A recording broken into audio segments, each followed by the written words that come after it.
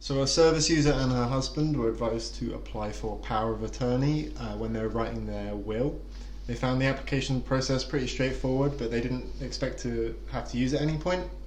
Unfortunately, about 2 years later, the husband ended up having a stroke, and at that point, power of attorney was activated, and so our service user found that she could make all the financial decisions and healthcare decisions on behalf of her husband, and she said that it really has helped her out, and it wouldn't have been the same if they hadn't applied for power of attorney.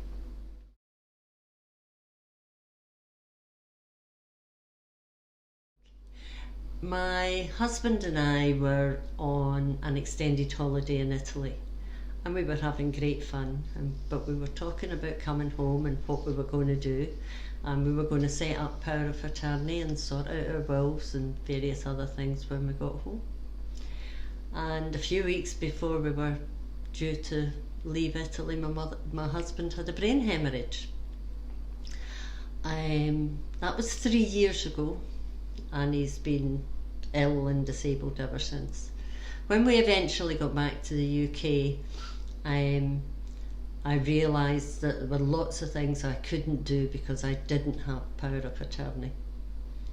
I was then advised that I needed to set up a guardianship for my husband.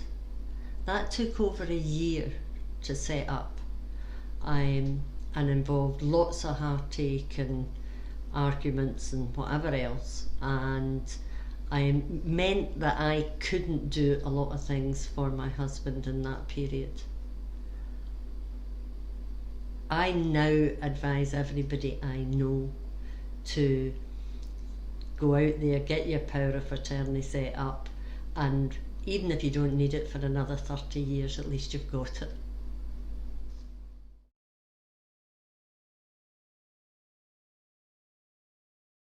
A family supported by the carer centre were advised after their father's hospital admission to apply for power of attorney due to his deteriorating health. Although the process was started, their father very quickly lost capacity to agree to the process, and they were advised that applying for guardianship now had to be followed. Over 2 years into applying for guardianship, it has still not been concluded. The family believe it would have been so much easier if power of attorney had been completed in time.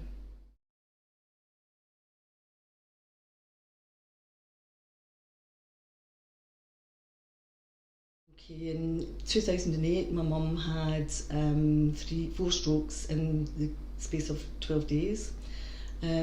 She wasn't expected to survive from the final stroke, and however she did, and she recovered really well over a period of time. And so when she was at the stage that the hospital were happy that she was going to continue to recover, they suggested that it would be possibly helpful for myself and my brother to consider power of attorney, because we didn't know the status of her health and how long she was going to benefit. And so my mum agreed that we could do that as well. And so everything progressed really well for my mum, and it wasn't until 3 years ago she was still going out and doing her own shopping, and she was still relatively active. She still, she had her stroke symptoms, but she did really well. And then 3 years ago there was quite a sudden deterioration in my mum's physical and mental health. And over the past 3 years, I would say it was an absolute godsend in 2008 that because I had never really heard of power of attorney back then. I'd heard of it, but I didn't really know that much about it. But I would never have considered, and neither would my brother, have gone down that route. And so it was all set in place for when my mum has now come to the stage where things are becoming more difficult for her to manage it at home, and things will have to change probably in the not too distant future. So it's from my part, from my point of view, it's been a godsend, and I feel that I get really good advice from the hospital staff, from the nurses, and from the solicitors also. And so all I can do now is just take things one at a time, and just see where everything goes over this next however long. So very good advice from the hospital. Advised by solicitor to set up a power of attorney following the death of her husband in 2008. She appointed her son Richie, my husband, to have full financial and welfare power of attorney. This lay dormant for years. In 2016, Richie's mum began to show signs of dementia and struggled to manage her financial affairs and her medication. The GP and pharmacy allowed Richie to manage her medication and a blister pack system was set up for her then. In early 2018, Richie's mum was diagnosed with secondary brain cancer. At this point, the doctor provided a letter stating that the power of attorney should now be activated as she no longer had capacity. Richie's mum was admitted to hospital and then began receiving end-of-life care. During the 12 weeks she had in the hospice before she passed away, Richie was involved in every decision about her care and medication. He was able to make decisions on behalf of his mum in the way that he knew she would have wanted. This was a real benefit when dealing with all the professionals involved, as they fully recognised the power of attorney, but it was also a great comfort to Richie, myself and the family. Thanks must also go to all the tremendous staff involved with Richie's mum for the care, love and respect that they showed her at that time.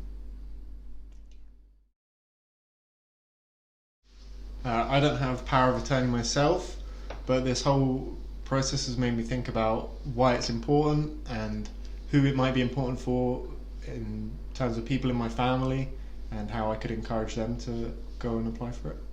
Neither my husband or myself have power of attorney, but working through this process with the carers that I work with has made me really think about it, the decisions I would like someone to make for me in the event I couldn't make them for myself. So this is something that my husband and myself have to sit down and really have a talk about. Yep, I've got mine. Following Richie's mum's illness and passing, Richie and I set up power of attorney for each other as we witnessed firsthand just how useful and important this is. You just never know when you might be incapacitated, and I would want to know that I was being cared for in the way that I would want to be. The process for us took about 3 months, from meeting our solicitor to the power of attorney documents being sent to us to store away, and hopefully we'll never need to use them, but we'll have peace of mind knowing that if we do, that it's all set up just in case.